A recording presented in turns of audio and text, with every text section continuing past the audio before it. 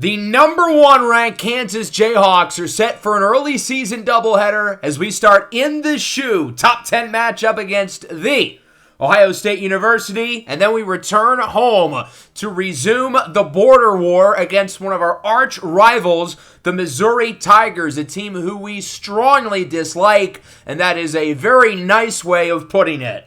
Before we get started, I do want to point out that I made a channel update video a couple days ago talking about what some of my plans are for the start of the college football 26 cycle, given that we're only around a month away from the game. And I talked about what the conclusion of this series will look like after season number 5. So in case you missed that and are curious, I'll leave a card at the top right of the screen. So I'm pretty sure at the end of the last episode, I said we were going to get through 3 games today, but I think it makes more sense to do 2, given that our bye week comes today. That way we will get through 3 weeks every episode of the regular season moving forward, so we can get season number 5 done in time for college football 26. Last episode, we had our opener against Florida State. We won 38-20. The score really does not tell you the full story. We were up by as many as 31 points in the fourth quarter, and we were able to put the backups in. It's impressive we played so well because Kerry Chosen was not all that impressive in his first career start. He looked good early, but really struggled going into the second half, and then we had him on the bench for the fourth quarter because we were up by so much. I'm not overly worried about Chosen, though, but we do need him to learn quickly, given that our schedule is pretty hard. And once the passing game struggled, it hindered the run game. Cornell Teamer averaged like 8 yards per carry in the first half, but he couldn't do anything in the second half because Florida State was stacking the box. They weren't respecting Kerry Chosen as a passer. There were a lot of good things, though. Elijah Parrish looked good in his debut, and defensively, we were really impressive. The starting defense only allowed 7 points before we brought the backups in, including pick sixes on, I'm pretty sure, back-to-back plays by Javier Callaway and Quantavius Landers in the fourth quarter to ice the game. It certainly was not a perfect performance, but you will gladly take a top 5 win. Florida State was number 5 coming into this game. You'll gladly take that, especially when it's an in-conference opponent and a team who beat us last season. So even though we didn't play our best football, we're not expecting this to be a finished product in week 1. But, as I said earlier, we're going to have to learn quickly. We've got Ohio State on the road, and then we've got a really hard schedule after that. I would say pretty easily the hardest schedule we've had in this series so far. As we look at this Buckeyes team, they come into this game ranked number 8, a team who's made the playoffs in 3 out of 4 seasons in this series. They beat Buffalo 51-17 in their first game of the year. Is this going to be ammo for them over Michigan? Because, remember, Michigan lost to Buffalo last year.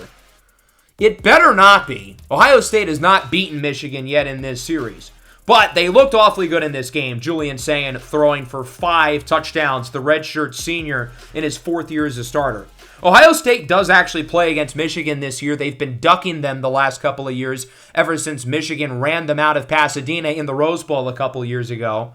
But Julian Sayin here for Ohio State is really, really good. The current active leader in yards and passing touchdowns at the collegiate level. In his 4th year as the starter for Ohio State, he's been one of the best and most consistent quarterbacks ever since he became the starter, and there's a chance he goes in the first round. I think right now he's probably the QB3 in this draft behind Hoss Haney and Jay Pitts, but given his consistent production, there's certainly an argument to put him ahead of both of those guys. I think what's most impressive about him is the ball security. His career interception rate is just north of 1%, and since the start of his sophomore year, he's only been picked off 4 times.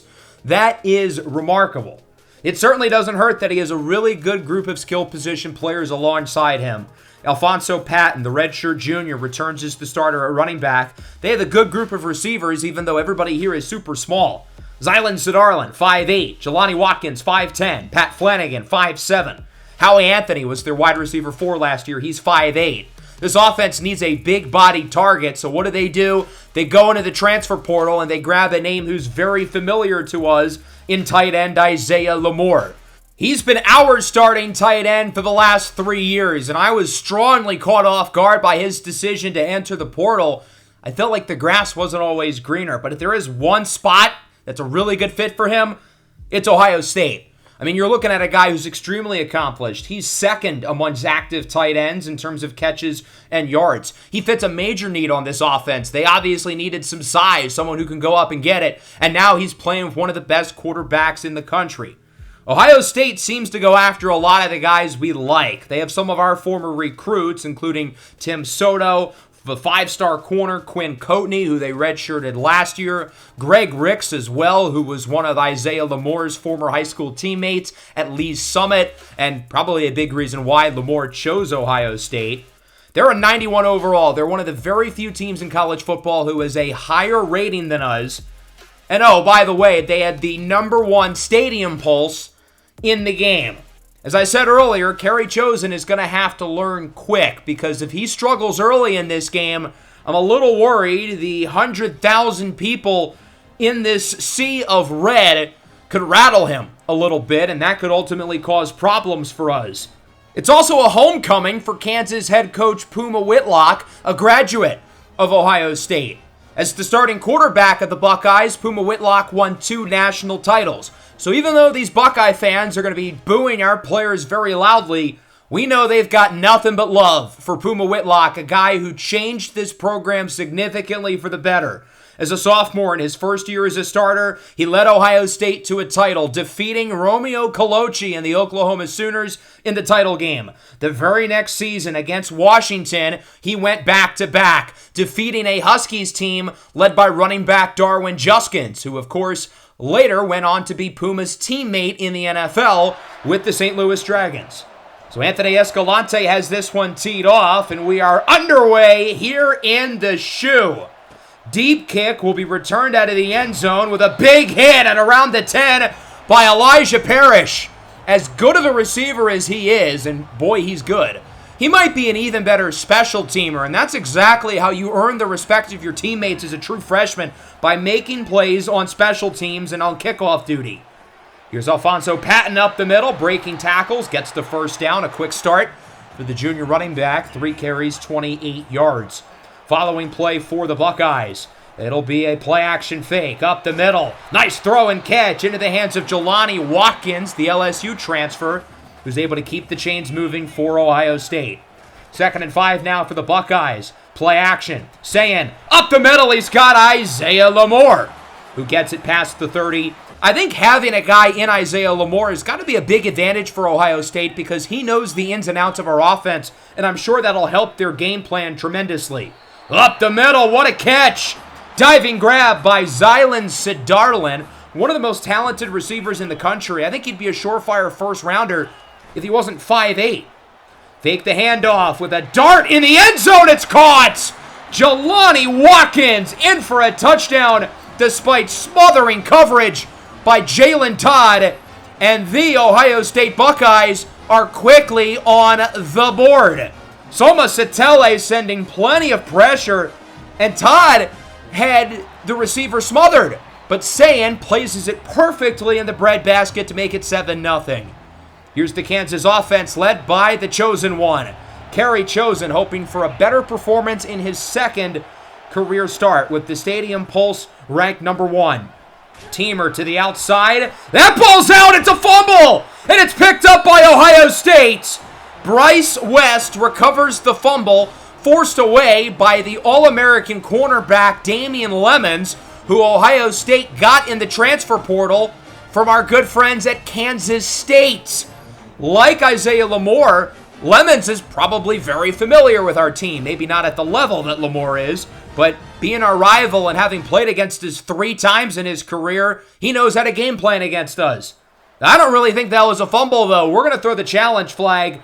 I think Cornell Teamer was down before Lemons is able to jar the ball away, and ultimately the play would reverse. A smart challenge by head coach Puma Whitlock. Maybe a few less cheers from the Ohio State fans for Puma as opposed to about 5 minutes ago. So Kansas will keep the ball, but they've got a big 3rd and 4. Chosen steps up, scrambles, looking to run with it. He's got a first down, and he slides near the 35. He may not be Clyde Poole, but I think he has pretty good awareness as a scrambler to get away from pressure. He had some solid runs against Florida State. RPO, it's Elijah Parrish, his first catch of the game. He gets it to around the 40. As I said in the last episode, Parrish is my pick to lead the team in catches coming out of the slot. A sure-handed receiver who, of course, is dangerous with the ball in his hands as well, and we saw that in full force in his debut against the Seminoles.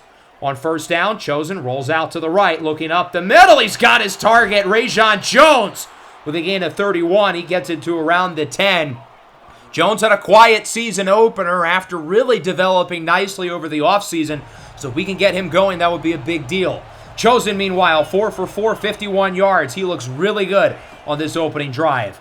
On second down, Ty Lord up the middle. He's in! Kansas responds with a quick touchdown, and we're tied at 7. The junior running back, Ty Lord, in for his second touchdown of the season. A quick response here from Kansas. Kerry Chosen on this drive looked terrific. He went 5 of 5. Every throw was on the money, including a big 31-yard catch by Rajon Jones. So plenty of reason to be optimistic offensively, but we're going to need a better start on the other side of the ball after not a good opening drive from the defense. RPO, big hit for a loss of the yard. That's Marco Liesel, the senior transfer from Iowa State, with the big hit on Jelani Watkins with the touchdown on the last drive. 3rd and 8, Sayan looks to throw it under pressure, and he will throw it away. Roddy Orr and Devin Murphy in the backfield sending pressure, and the Kansas defense forces a 3-and-out. They'll get it back on offense, looking to potentially take the lead with Cornell Teamer in motion. Chosen pump fake under pressure, and he is sacked. Alani Yeast in the backfield, and that will wrap up a very competitive first quarter as we are tied at 7. Both offenses looking good early, but both defenses now starting to settle in a bit. Nonetheless, it's good to see Kerry Chosen looking impressive. Granted, he was at his best in the first quarter against Florida State last week and got worse as the game went along. But he's been impressive despite the stadium pulse and despite this loaded Ohio State defense. 3rd and 10, short throw, first down. Elijah Parrish gets around 11 or 12. Chosen now 6 of 6 for 72 yards. 3rd and 6 for Kansas, getting pretty close to field goal range. Chosen tries to call an audible. Nobody can hear because of the crowd, and he has to throw out of the sack as it's incomplete. So we've got a decision to make. Do you go for it? Do you kick? Do you punt it? We're going to kick the field goal. I think it's a little too far away to go for it. 50-yarder for Anthony Escalante to take the lead, and it is short. It is no good. That one was perfect in terms of accuracy, completely on line, but it did not have the distance from 50. I thought off his leg that would for sure go in. It looked like it hit the bottom of the crossbar, so if we're maybe a yard or two in, he would have made that kick pretty easily. So the field goal is no good for Escalante, who did not miss in the regular season last year. And Ohio State gets it back, still tied at 7. On second down, off the blitz, Leon Ibrahim is in for the sack. The redshirt freshman linebacker, I believe, with the first sack of his career. A young guy who we are really excited about, underranked as a fringe top 300 prospect coming out of high school, but a guy who's going to be a big piece of our defense this year. Patton on 3rd down does not get the first. A number of defenders bring him down. Mo Nwokeji and Marco Liesel leading the way. Julian Sayin at 12,000 career receiving yards, but it's not enough to get the first down conversion. So Kansas gets it back. The defense with back-to-back stops. 3rd and 4. Teamer up the middle, does not get it. Ohio State with a 3-and-out. Teamer just has 2 touches in this game. The fumble that was called back, and then that. Ty Lord has gotten a bulk of the carries so far. I would expect Teamer certainly plays more as this game goes along. 2nd down, Patton up the middle with a first down. Quickly wrapped up, though. A big hit by Marcus Ashe, but a good run for Patton, keeping the chains moving. Ohio State in the red zone looking to take the lead. 2nd and 7. Julian Sayin up the middle. It is caught. That's Patrick Flanagan, who gets it to the 5. The junior receiver quickly wrapped up by Quantavius Landers. 3rd and goal. Ohio State inches away. Sayin a QB keeper, and he does not get it. That was Brandon Hines leading the way to bring him down, and Ohio State has a decision to make here on 4th down, and it looks like they're going to kick at the 2-yard line. I shouldn't be that surprised. This is the same team who punted on the opposing 30-yard line with 3 minutes left, down by 2 in a playoff game against TCU last year. The kick is good, though, for Cordell Landrum, and Ohio State is back ahead 10-7. A 2-minute drill here for Kerry Chosen. Our offense has not gotten anything going since the opening drive. Third down up the middle. It is caught with a 1st and more. Great job by Cornell Teamer to break the tackle and spin away from the ref to get the 1st down. Kansas calls another timeout. That is their 2nd. Down to 1 with around a minute left in the first half. A little bit past the 40. It will be a play action. Here is Chosen. Scrambles to the right, on the run with a bullet into the hands of Amani Law. A perfect throw into traffic sends it to where only Law can grab it. 2nd and 5. Wide open on the right side is Elijah Parrish. He gets a foot inbounds for the catch and then is out of bounds to stop the clock. Kansas now in the red zone with a chance to take the lead late. Chosen steps up, looks to run, and he will get the 1st down, sliding inside the 10. Kansas hustles back on 1st and goal. Chosen steps up, looks to run, and walks it in for a touchdown. An impressive 2-minute drive from Kerry Chosen, finished off with a rushing touchdown to put the Jayhawks on top for the first time today, as it's 14-10. He may not be Clyde Poole as a runner. We're not going to get the big scrambles that Clyde Poole gave us, but his awareness, knowing when and where to run, is really impressive, especially for a guy who does not have a lot of in-game reps. That'll wrap up the first half, 14-10. Kansas has trailed for pretty much the entirety of this game, but we take the lead late. The big story has been the play of quarterback Kerry Chosen, who has been absolutely terrific up to this point for the Jayhawks. He's 9 of 11, 123 yards, and has a rushing touchdown, 6 carries, 29 yards. We need the rest of the run game to get going, though. Cornell Teamer, 4 carries for 12 yards. Ty Lord, 4 carries for 13 yards. Kerry Chosen has more rushing yards than both of those guys combined. Julian Sain, meanwhile, 10 of 14, 91 with a score. He's been pretty solid. 2nd and 2, up the middle. A good 1st down run for Nicholas Scotland Williamson, who we're looking to get more involved. He's been quiet so far this year. We want him to have a bigger role with the loss of Jazeer Tolbert. Chosen scrambles again, has a wide open man deep. It's Rajon Jones inside the 20, wrapped up at around the 15. Originally, Kerry Chosen thought he was just going to run it there. But with Rajon Jones that far wide open, obviously he's going to look to make the throw. Jones is not our deep threat. That's Amani Law. But Jones now has a 31 and a 43-yard catch to his name in this game. Kansas in the red zone with a chance to add to the lead. 1st and goal. Chosen hands it off. Cornell Teamer quickly bursts into the end zone for a touchdown. And the Kansas Jayhawks are rolling all of a sudden. It's 21-10. The offense has caught a rhythm with Kerry Chosen launching dimes across the field. These guys are in a groove right now. And after kind of a slow start to this game, that's back-to-back touchdown drives. The last time Ohio State really had the ball, it was 10-7. They had the lead.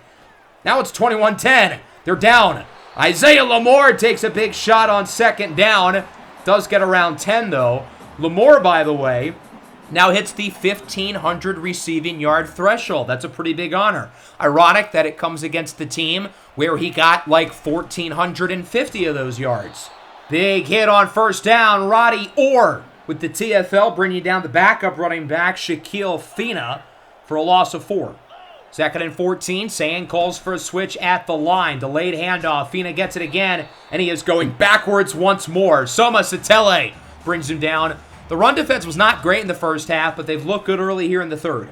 3rd and 15. Under pressure. Short throw is caught by Fina. He will not get the 1st down, though. Alpha G quickly sending pressure off the edge to Sain's blind side. Alpha G's been impressive so far. It looks like he's really made some strides from his freshman year to being a sophomore. Big sack, though, for Ohio State. Alani Yeast, his 2nd of the game. He has been a bright spot for this Buckeye team.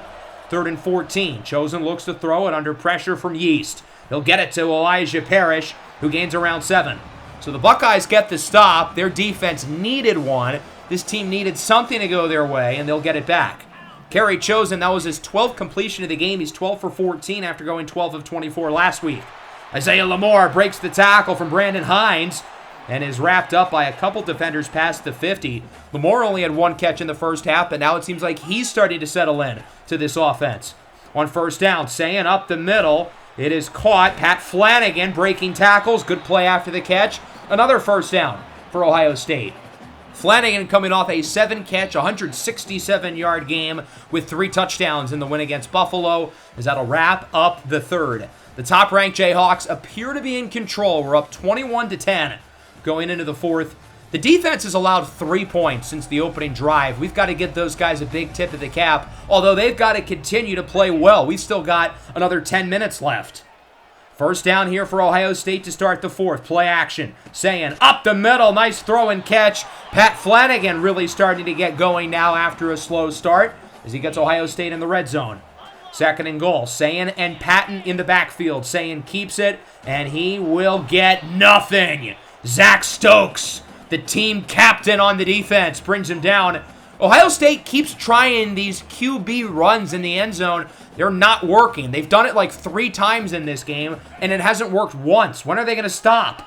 Somebody jumped on third and goal as Alfonso Patton is short.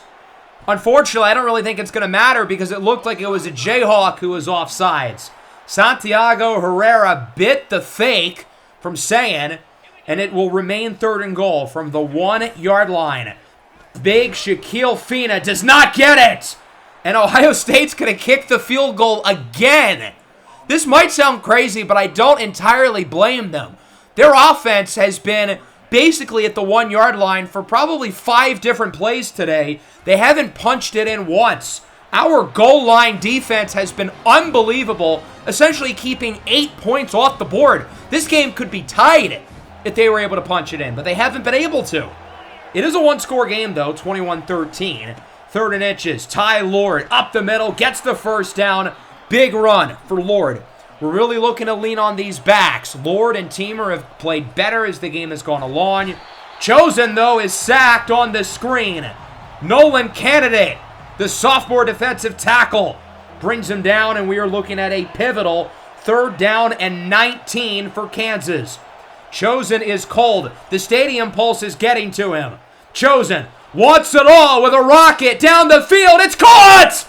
Rajon Jones is off to the races! Kansas adds to the lead. 70 yards for a touchdown. And the Jayhawks are back up by multiple scores. Kerry Chosen with the best throw of his collegiate career so far. On 3rd down and 19, with all 100,000 Buckeye fans screaming at the top of their lungs, and it doesn't matter.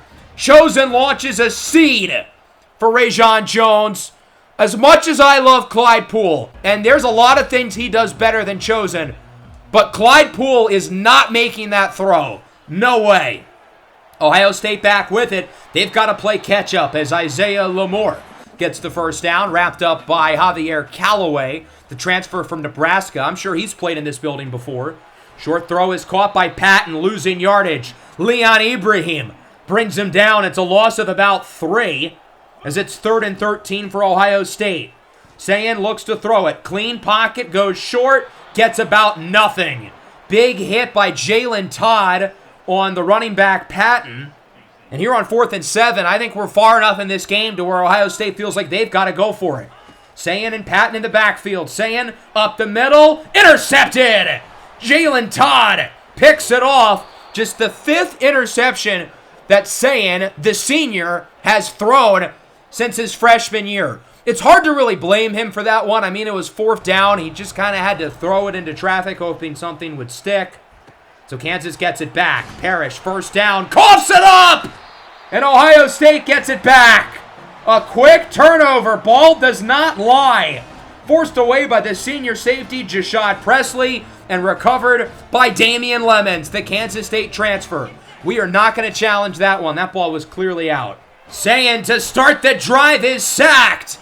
Off a G. Brings him down. I think Devin Murphy was there as well, although they will give G the whole sack. Time is of the essence. Around 3 to go. 3rd and 17. Big hit. Sayin in a ton of pain. Roddy Orr off the left side comes in like a freight train. Off a G on the right side comes in even quicker. So a new quarterback is in the game on 4th down and long. This is Rashard Camelot, the 5-star true freshman. Looking deep, tipped, and incomplete. In and out of the hands of another former Kansas State defensive back, Tremonti Coleman. So the defense gets the stop, the offense gets it back, looking to finish off the job for good. Here is Ty Lord, 1st down up the middle, into the red zone. Kansas moments away from sealing the deal against the Buckeyes. 3rd and 2 now. We will look for Teamer to the outside, and he loses a couple. An interesting 4th down decision. Escalante obviously is not great from the hashes, and I kind of want to get this game done with. Let's end it once and for all. We're going to go for it here on 4th and 5 as it's a pitch. Amani Law to the outside. He is going nowhere. Damian Lemons brings him down, and the game stays alive for the Buckeyes. To my surprise, Julian Sayin is back in there after taking a beating on the last drive. Up the middle, he's got Zylan Sidarlin. They've got to move fast. This is their last chance. Sitting with 90 seconds and no timeouts.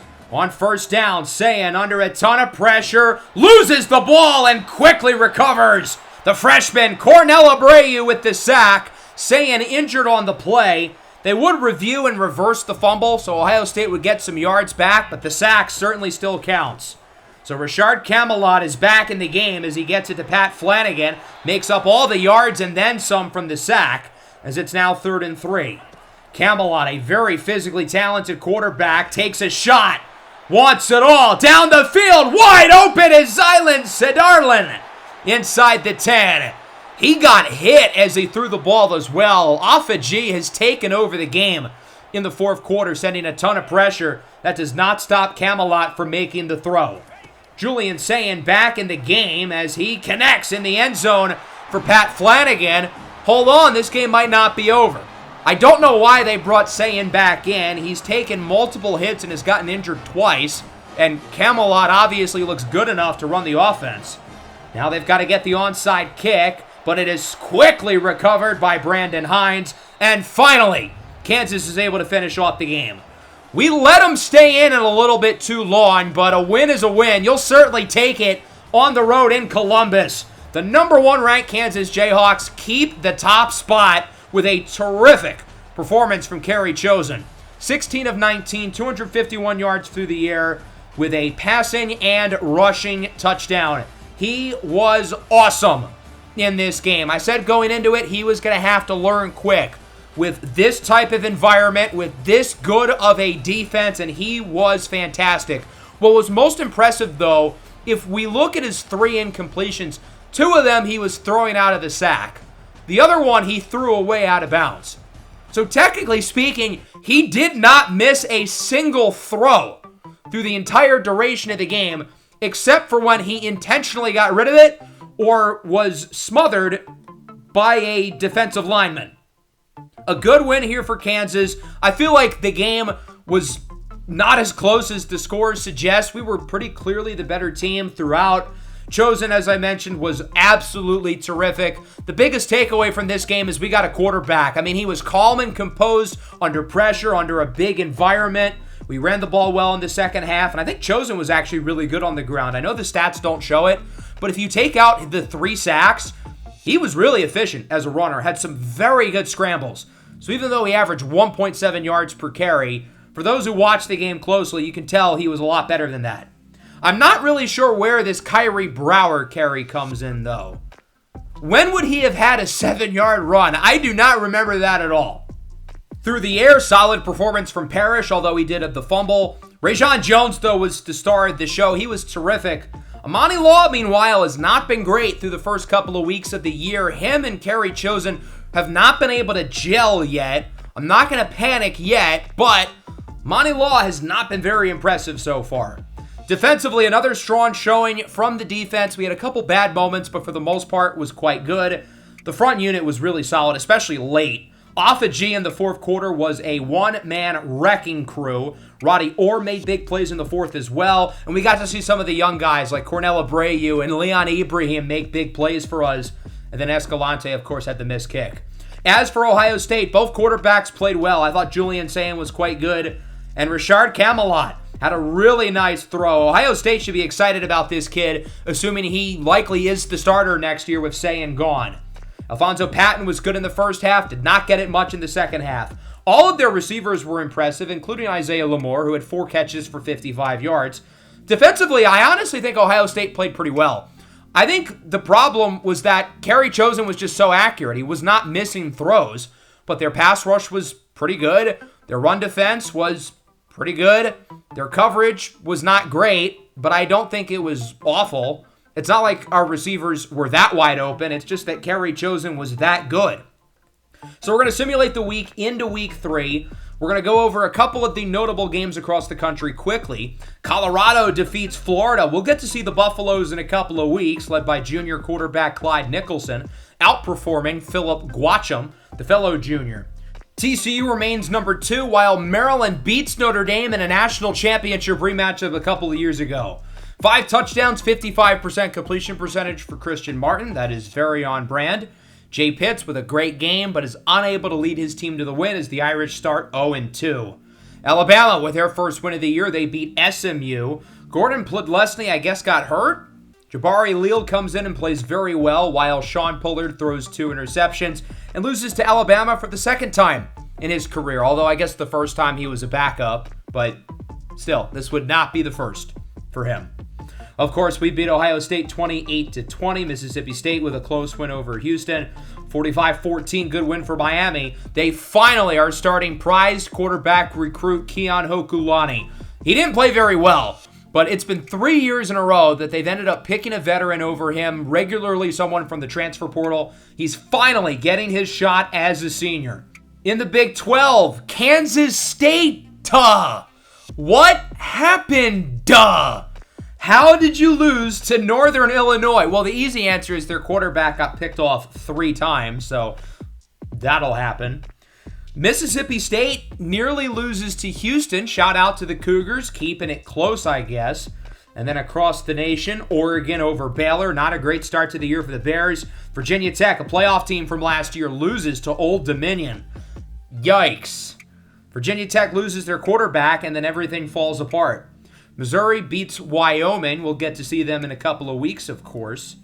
Tennessee with a sort of close game over ULM. And then Arkansas starts the year 2-0. They've been impressive to open the season. So we remain number 1. What I find interesting here is that TCU is number 2, but LSU's getting more first-place votes, at least for the media. TCU getting more first-place votes from the coaches. But nonetheless, I'm just happy that we're number 1. I will say, though, it would be kind of cool if TCU stays number 2 for a while, and obviously it would be cool if we won out, because that would set up a number 1 versus number 2 matchup in Week 8. Players of the Week, Corin LaRoque wins it offensively, while Hoss Haney wins in the Big 12 for a second straight week. Week 2 is normally where we finally start to see changes to the Heisman leaderboard. It could be literally anyone in first. I'm sorry. Who is in first place? What? Of all the people to pick from, Kerry Chosen is in first for the Heisman. This does not make sense at all. And you have Rajon Jones in 4th. There is no explanation that would make sense of this.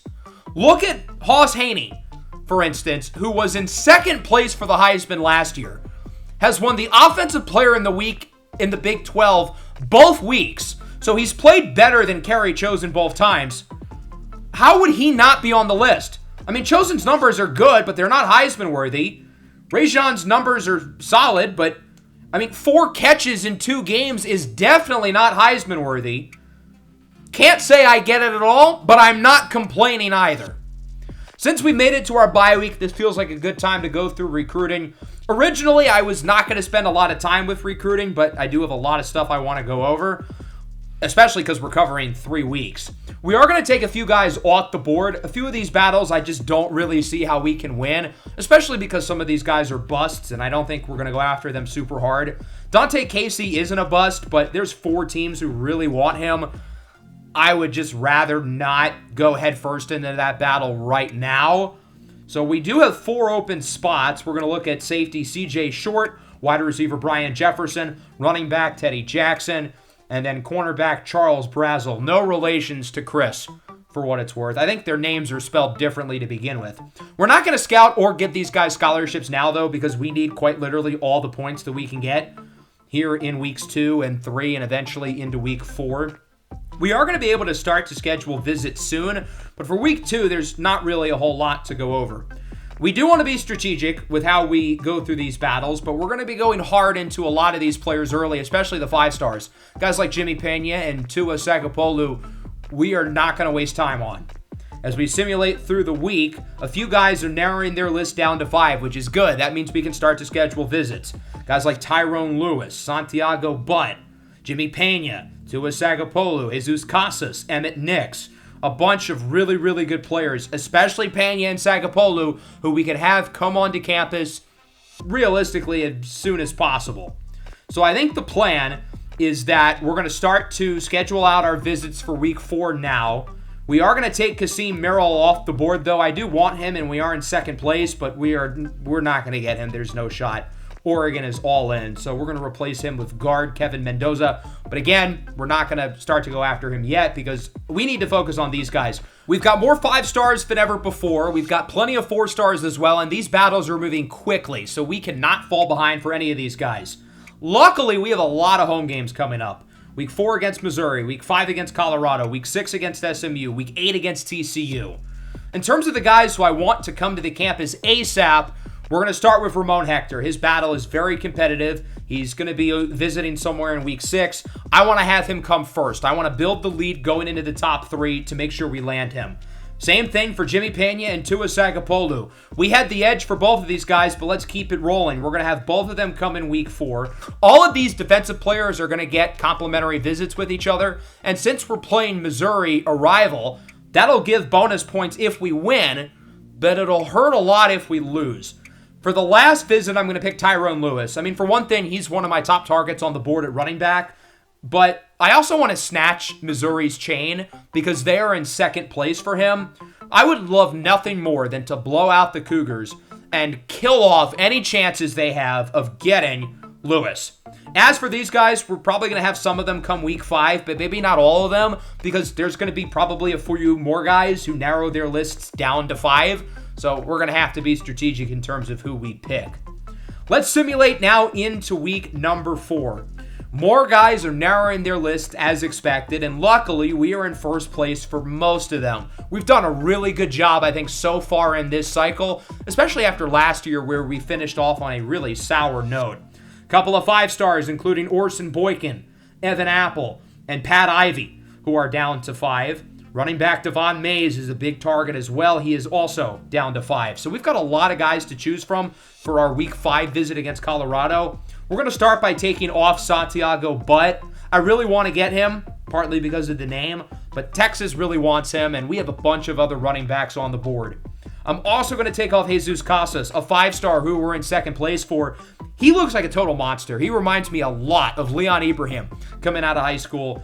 But LSU really wants him, and even if we have him come for a visit in week 5, I don't think it'll be enough. I think we need to use that visit elsewhere for a guy like Emmett Nix, for example, who we actually have a chance at. So we're going to add linebackers Josh Hoker and JUCO sophomore Raekwon Payne to the board. But again, we're not going to start to focus on those battles yet. We've got a lot of guys ready for visits. In terms of week 5, I'm going to start with Devon Mays. He's a guy I really want. Very, very talented running back. We've got 2 5-star receivers. It doesn't make sense to have them come together, so I'm going to pick one. I think Evan Apple's battle is moving a little bit faster, but I think Orson Boykins is a little bit better. So I think we're going to prioritize Boykins. He's going to come for week 5, and then for the last 2 spots, we're going to start with Pat Ivey. Very competitive race for the 5-star guard. I would love to land him. And then Emmett Nix, the 5-star linebacker, will come in week 5 against Colorado as well. So over the next 2 weeks, that is 6 5-stars and 2 very highly ranked 4-stars visiting the campus. This is how you know we are up as a program. We have got some of the best high school prospects in the country visiting. We do have some points left over, so we're going to start to scout these guys. Teddy Jackson looks pretty solid. Brian Jefferson, 6'5", 95 speed. That'll play. That's all the points we have, though, and this is how we're going to utilize them here for week number 4, being very strategic with who we're putting points into. For most of these 5-stars, their recruitments are going really fast, so So that's where our focus is on, the 5 stars and many of the super highly ranked 4 stars, including those 2 running backs, Tyrone Lewis, who's coming to visit today, and Devon Mays, who will be here next week. Let's look at some of the scores across the nation here in week number 3, our bye week. Florida State off to a rough start this year with their brutally challenging schedule as they lose to number 11 Georgia. I don't know what to think of this Georgia team because Yvonne St. Jules is really good, but they as a team were really bad last year. Trevor Jackson played well, completing 83% of his passes in the loss. Ohio State rebounds while TCU nearly loses to Kansas State. I'm pretty sure Kansas State beat them last year, and they nearly do it again. Jeff Howden had a ridiculously good game on the ground, as did Enrique Cotavitas. The 2 of them combined for 250 yards. Hoss Haney was really good, while Jazir Tolbert averages nearly 10 yards a carry. Him and his former high school teammate, Jeff Howden, ran wild in this one for both teams. Tolbert looking very good so far at TCU. Maryland loses to Virginia Tech. I was wondering if Christian Martin played bad. Even worse, he got hurt, replaced by Brian Carter. It is a fractured forearm for Martin. He'll be out for the next 5 weeks. Nonetheless, they should have beaten Virginia Tech anyway because Virginia Tech's been pretty bad this year, so a nice rebound for the Hokies. Texas is ranked. They squeak away from UTSA. Northwestern beats Miami. They are ranked. Alabama loses to USC, a game that we almost had in the national championship. Gordon Plesny, 3 interceptions, outplayed by Henry Hasselback, the transfer from UCLA, who won the job as the coveted starter at USC. Auburn squeaks away from Jacksonville State. Michigan over Oklahoma. Cincinnati defeats Miami of Ohio. Florida back on the win column. They beat Arizona State. And then in the Big 12, Oklahoma State's playing some good football. They're 3-0. Who knows if they're good, though? They play against Alabama next week, so that'll be a good test for them against the Crimson Tide team, obviously hungry for a win at 1-2. Baylor beats Texas A&M. Big win for the Bears. They needed that one. Sean Pollard wins his first game as a starter, despite a late comeback from Corin LaRoque, who got sacked 6 times. Pollard with 4 scores through the air. Of course, we will get to play SMU in about 3 weeks. That'll be a fun matchup at home. Pollard returns to Kansas to face off against Kerry Chosen, a guy who he was recruited here with. As for some of the other scores across the country, nothing overly notable in week 3 other than Notre Dame losing again. They drop one to Indiana. The Fighting Irish are now 0-3. If they want to make the playoff, worst case, they have to go 8-1. Realistically, they have to win out. A disastrous start defensively for Notre Dame. It's not even Jay Pitts' fault. The team around him just stinks. So Kansas stays at number 1. USC leaps LSU, though, with their win over Alabama. Understandable. The Tide only dropped 3 spots, though, to number 12. They've certainly got to right the ship this week against Oklahoma State, or else their season could be in trouble. Normally, I would make fun of Alabama for starting slow because they do every year this series, but they did just win a national championship, so I don't really have any ammo. Curious to see the Heisman race. Are Chosen and Jones still here? No, unfortunately. Gregory Boger, a 77 overall redshirt junior quarterback at Virginia, leads the way. Corin LaRoque, despite the loss, climbs into 2nd. Clay Cavazos in 3rd. Julian Sayin in 4th. And Aiden Petresky, the Oklahoma State quarterback, in 5th. So the Heisman push for Kerry Chosen likely starts and ends within the span of about 10 minutes. Rather than be sad it's gone, we should smile that it happened. It was 10 minutes longer than I could have expected. So let's look at this Missouri team who's coming to town here in week 4. They're 2-0, but they haven't played anyone too great yet. They beat San Diego State. They beat Wyoming. Can only beat the teams on your schedule, but it gets really hard for them really quick. At Kansas here in week 4. Then they head to Alabama in week 5. Florida A&M, number 7 Auburn, 21 Oklahoma. Gets a little easier, but then LSU, number 4, and Arkansas, who's been really good so far this year. These guys are obviously a rival. I would love nothing more than to beat them by 50 points. So they had an interesting and unexpected dilemma at the quarterback position during the offseason. Last year, they started 5-star true freshman Colin Provo, who decided to enter the portal seemingly out of nowhere, going to Miami of Ohio. Seemed like kind of a weird choice, given that he was a starter as a true freshman in the SEC and was pretty good at that. Obviously, some things to work on, only 59% completion percentage, but he also only threw 4 interceptions.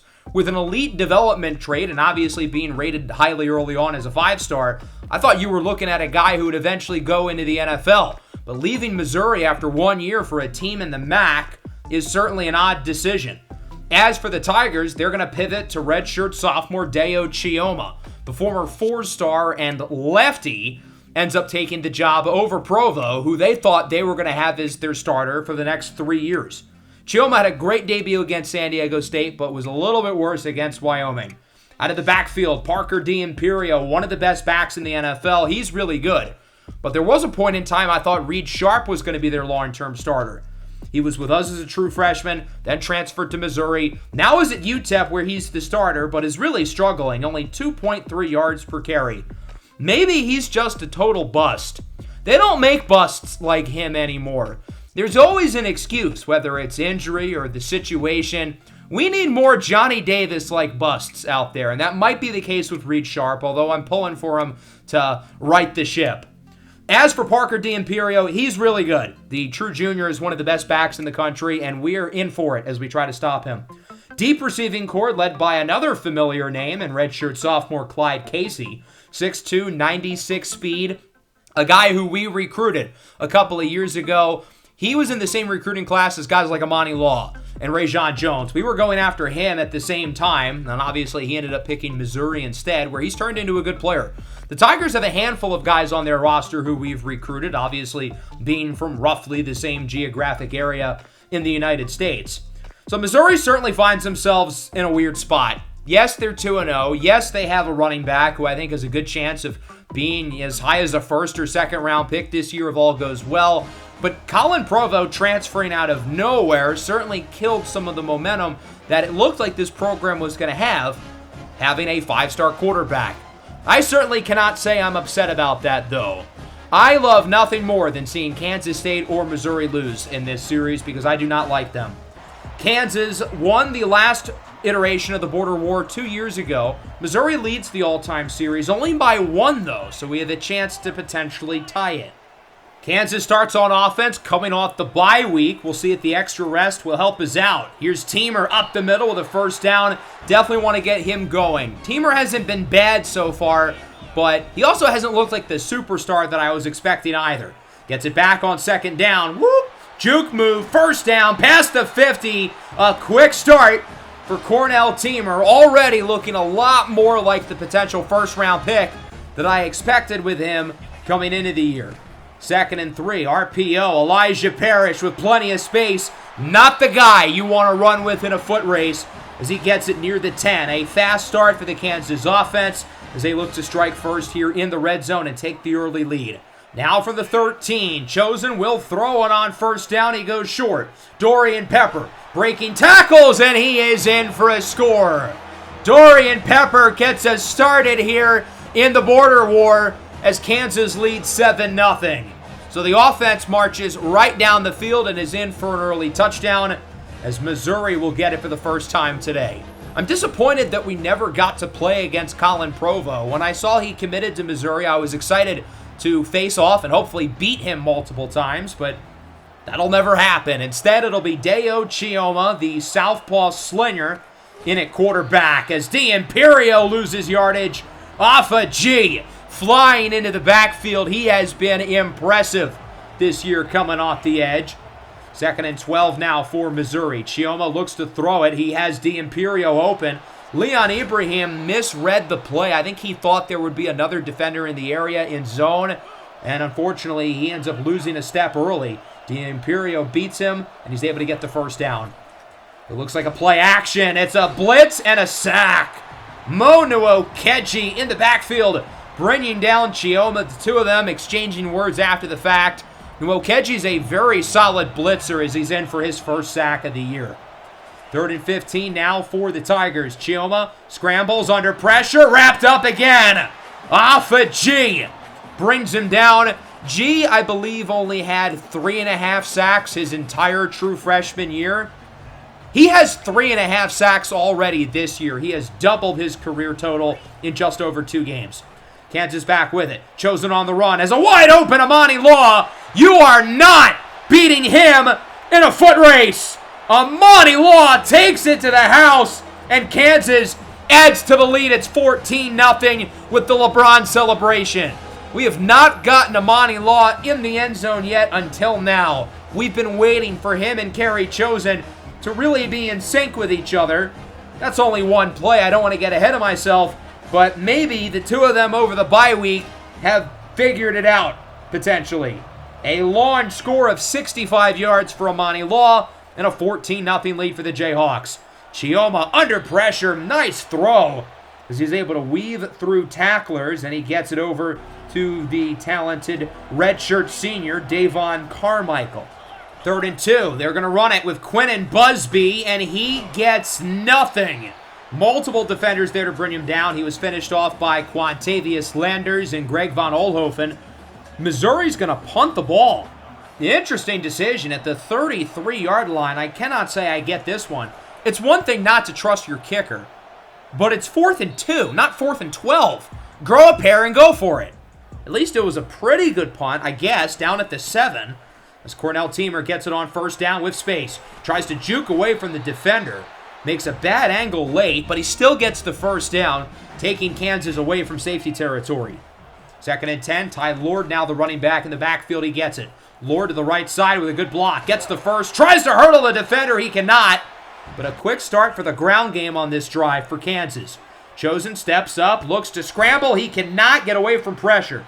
Clyde Poole would have been able to get out of that sack, as it's John Nall who brings him down.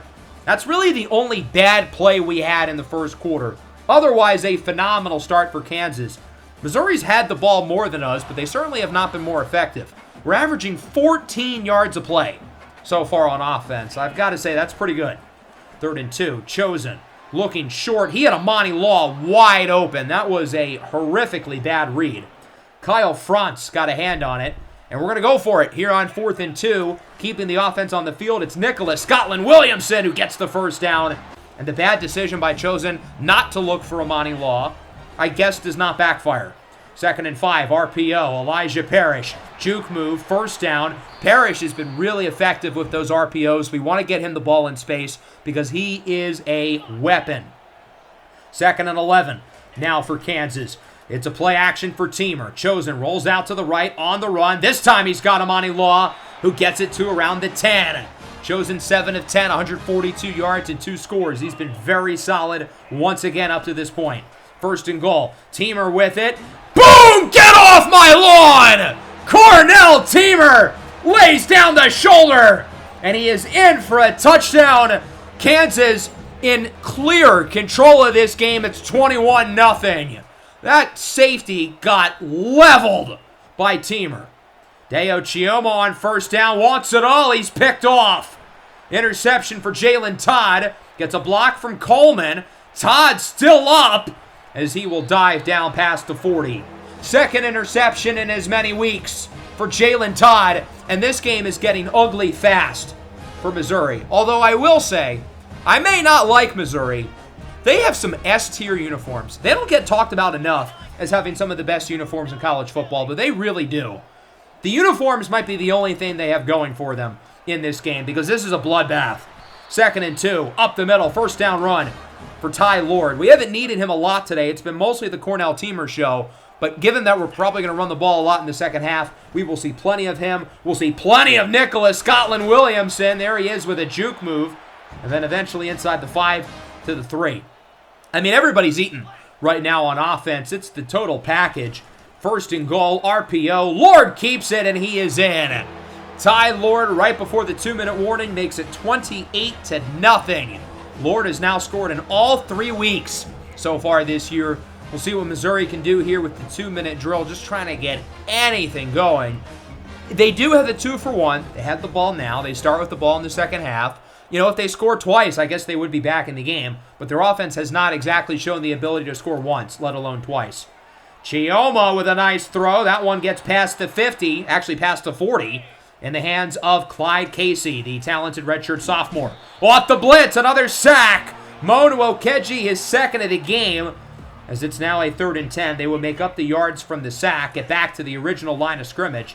Chioma looks to throw it, scrambles around under pressure, and he is wrapped up. Leon Ibrahim brings him down off a G with some pressure as well. And we're going to call a timeout with 1:23. Why not? Let's score again. We're already up 28-0. Another touchdown wouldn't hurt. So with the new drive, here's Chosen on first down. Curls get all the girls. Nice catch by Rajon Jones. I did not think he was going to hang on to that one. 3rd and 10. Chosen looks short. He's got Dorian Pepper, who scored earlier, past the 50. Pepper off to a strong start here in the first half as Kansas is moving it well. Chosen scrambles on the run. Amani Law wide open. They have not been able to cover him whatsoever. As Missouri has an injury, that'll lead to a timeout, stopping the clock. Nothing is going well for them. But as I was talking about with Amani Law, he's just so much faster than everybody on the field. There's no way to cover him for this Missouri defense. 2nd and goal. Teamer walks the red carpet with 5 seconds left.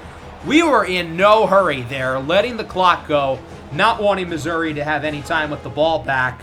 An impressive finish to the first half from Cornell Teamer. A complete blowout here at the end of the first half of the Border War. We've played against Missouri twice in this series, and both matchups were quite competitive. Season 2, Clyde Poole's very first start led us to a come-from-behind win. The opener in Season 3, Missouri had like 4 60-plus yard plays. I mean, they've given us very competitive matchups in this series, but not today. This Kansas team looks like a wagon. There must not be many teams across college football who are better than us whatsoever. Carry Chosen, 13 of 18, 234 yards and 2 scores. Cornell Teamer, 11 carries, 89 yards and 2 touchdowns. Amani Law, 121 yards himself.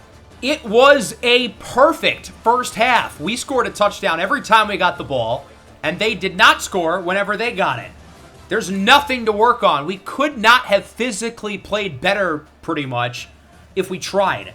I will say, though, I don't think Deo Chioma has been the problem for Missouri. He did have the interception, but he's only thrown 2 incompletions. 8 for 10, 84 yards. He's been quite solid as he takes a shot on 3rd down. Roddy Orr in with the sack, the 20th of his career. The offensive line has not done him or Parker D'Imperio any favors. D'Imperio's been solid as well. 6 carries, 28 yards. Cannot imagine they will run the ball much in the second half, though, given the deficit. Here is Parrish. Another first down for the true freshman. As you can see, the starters are still in for now. I imagine that'll change soon. But I wanted to give them at least one drive here in the second half. 2nd and 3, up the middle. Ty Lord, plenty of room. First down inside the 5. I mean, we are just running through this defense. The blocking's been fantastic from the line and the receivers. The running back play's been great as Ty Lord is in for another score. He has 2 touchdowns today. Cornell Teamer has 2 touchdowns. And it is now 42-0. I know it's early, still 5.5 minutes left in the third, but I think we've seen enough. I think we can put the backups in. A nice opportunity for some of the young guys to get some more run. We still have a couple starters still in there. We're going to infiltrate the guys in and out. As on 3rd down, it's Afia Kiaho with the tackle for loss. Nothing going for Missouri. Again, another 3 and out. So we still have some starters in the game. I want to keep the running backs in for another drive or two to keep the flow of the offense as Cornell Teamer gets another first down. We do have a quarterback switch, though. It'll be Carl Willingham likely for the rest of the game. Under pressure, wants it all, and it's incomplete for Elijah Parrish. That'll wrap up the third. Much of the same. Kansas leads it 42-0. I kind of expected going in that we would win this game because we're clearly better than them. I did not expect this whatsoever. Carl Willingham has gotten a little bit of reps here and there so far in his collegiate career, but we haven't really given him a full drive or two. I'm excited to see a longer look at him as Teamer does not get the conversion on 3rd down. 4th and inches. Kansas will go for it. Back to Teamer. Outruns the defender. He will. 1st and more. Teamer inside the 20. And I think that'll probably do it for Cornell Teamer's afternoon. 138 yards on the ground and 2 touchdowns. He's been terrific, as is Ty Lord. RPO, wide open. Parrish showboating into the end zone. Another touchdown for the Jayhawks. First career score for Carl Willingham, and it is 49-0. As we continue to move forward, we're going to see some of the third stringers come in, the backups of the backups. We get to see some of our true freshmen who, unlike Elijah Parrish, aren't necessarily playing big roles. Up the middle, nice throw, goes for a first down. That's a new quarterback in the game, Aiden Glover. Missouri has brought their backups in as well. They have seen enough too. 2nd and 10, that one is caught. Broken tackle and a first down. Apped up by the freshman safety, Cordell Hurley, a player who we are very excited about.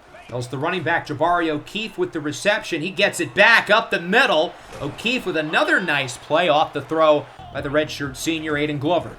2nd and goal. Glover under pressure. He is sacked. Jeremiah Ort, the first of his career. What is he doing? It's your first sack ever, and that's the celebration. You know what? Go off, King. I respect it. Be yourself. Be authentic. 3rd and goal now for Missouri with 5 minutes to go. They're just going to run the ball. O'Keefe up the middle. Gets around 3 or 4. Wrapped up by Santiago Herrera. And Missouri's going to kick the field goal.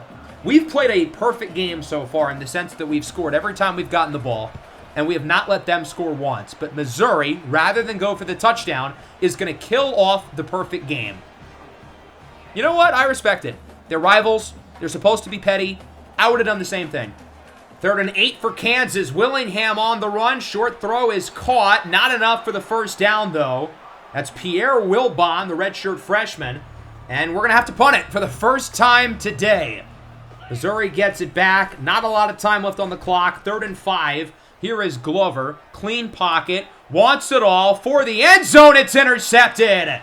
Alfonso Rugamba with the finisher. He was a kick returner for us last year. He's dangerous with the ball, and he will get it all the way to the 45-yard line where he eventually runs out of bounds to finish off the job for good. Kansas dominates Missouri in the border war 49-3. They give their arch rivals an old-fashioned spanking. The score tells you exactly what you need to know from this game. We dominated the second this game started, and we did not look back. We were able to bring the backups in the 3rd quarter. It says we have 58 wins, which is wrong. We were down 57-56 coming into the day, but I guess we won by so many points that they're going to give us 2 wins, and I guess because of that, we now have more wins than Missouri in the rivalry. That's how it should be. If you beat a rival by 45, it should count as double. What a win for the Kansas Jayhawks. I think the takeaway from this game is that we are rightfully the #1 team in America, and the way we're playing right now, I don't know if anyone's going to touch us. We're 3 weeks into the season, so we cannot get ahead of ourselves. We've got to keep the pedal on the metal. But my goodness, this team is special. I mean, we have a complete group. Every facet of the game, offense, defense, special teams, everybody's balling. Kerry Chosen was fantastic. Again, 15 of 21, 247 yards, 2 scores. We did not obviously have to see him much in the second half. Carl Willingham came in, looked pretty good as well. They had nearly identical passer ratings. Cornell Teamer and Ty Lord were terrific. I was waiting for the superstar game from Teamer. There it is. Through the air, we had everybody involved. 6 for 68 and a score for Parrish. 4 for 123 and a score for Law. Dorian Pepper was really good as well. My one complaint is we haven't really gotten Hakeem Ficken involved all that much. He only has 1 catch through 3 weeks, and that 1 catch, he wasn't even the intended target.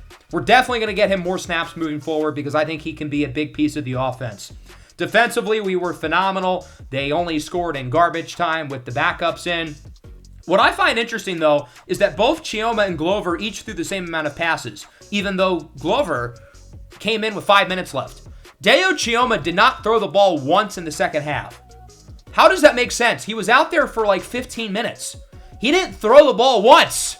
Missouri was down in the second half. They would have all the reason in the world to throw it, yet they did not pass the ball a single time. I don't know how that makes sense. Not a whole lot went well in this game for Missouri. They got punked by their rival, not just on the field, but in recruiting. In terms of the guys we had visiting, this certainly will help us for the 3 5-stars, along with the running back, Tyrone Lewis, who, if you remember correctly, Missouri is in the running for him. So I'm curious now if, with this visit going so well, if it'll be enough for some of these guys to commit. That happens sometime with blowouts. Normally, I would wait until the next episode, But I've got to show you guys, I was too excited. Tua Tagovailoa has committed. The number one player in the nation is a Kansas Jayhawk. Wow. What a get for us. We went after him super hard, super early. We had him visit here in week 4, and we played so well that we're able to get him to commit off the visit. Ramon Hector, 5-star corner, commits as well. We have not had more than one 5-star in a single recruiting class, yet we just banged off 2 within the span of a minute. Tagovailoa in particular, he's going to play next year. I don't know where exactly, but he will be too good to keep off the field. Ramon Hector, I think, will probably have a role as well, given that he is a 5-star. I don't like to redshirt 5-stars. I think they're usually too good to not have on the field. Tyrone Lewis and Jimmy Pena, the other 2 guys who visited, are down to 3, and it looks like both of them are locks. We have huge leads for each of them. For Lewis, ironically, Missouri's in 2nd and Kansas State is in 3rd. So we're going to shove our 2 rivals into a locker. I'm a little surprised nobody else on the board, though, had their list narrowed down. It's only these 4, the guys who just visited last week. That's kind of ironic. What are the odds? It's also kind of ironic that Tyrone Lewis moved Missouri from 4th to 2nd. He was in person to watch them lose by 46. How could they have moved up? In terms of some scores across the nation, TCU defeats Florida State. Florida State lost to these guys twice last year, once in the regular season, once in the conference title. The Seminoles are 0-3. They really are Luke Cromanhook merchants. Jazir Tolbert with 8 more yards per carry. He continues to be ultra impressive to start the year. Ohio State beats Illinois in the Battle of the Illybuck. Auburn loses to South Carolina. So how come South Carolina is good now that Corin LaRocque is gone? I don't get it. It doesn't really make sense. And then Clemson has gotten worse with him, although they did just blow out Virginia. That's a big win. Maryland loses to Wisconsin. The Christian Martin injury clearly affecting the Terps, who fall to 0-2. USC squeaks away from Indiana, 45-42. Arkansas, number 12, as they beat Baylor. The Bears were ranked going into the year. They've been very underwhelming. As for the Big 12, Alabama loses to Oklahoma State. So the Cowboys clearly are for real, now 4-0. The Crimson Tide, unranked. Eli Holstein clearly was that important to this team, although he's not the only guy. They obviously lost a lot of other key players, but they have completely fallen off from national champions to unranked within the span of 4 games. Things change fast in college football. Now, knowing Alabama, they're going to finish the year 8-4. They're going to make the SEC title. They're going to lose to some superior team, and they're going to miss out on the playoffs, just like the first 3 seasons of the series. EA's got to do a better job with the scripting. I mean, they're copy and pasting the same thing. Here are the other scores across the nation. I believe Kansas State won this week, so unfortunately we don't get to make fun of both of our rivals.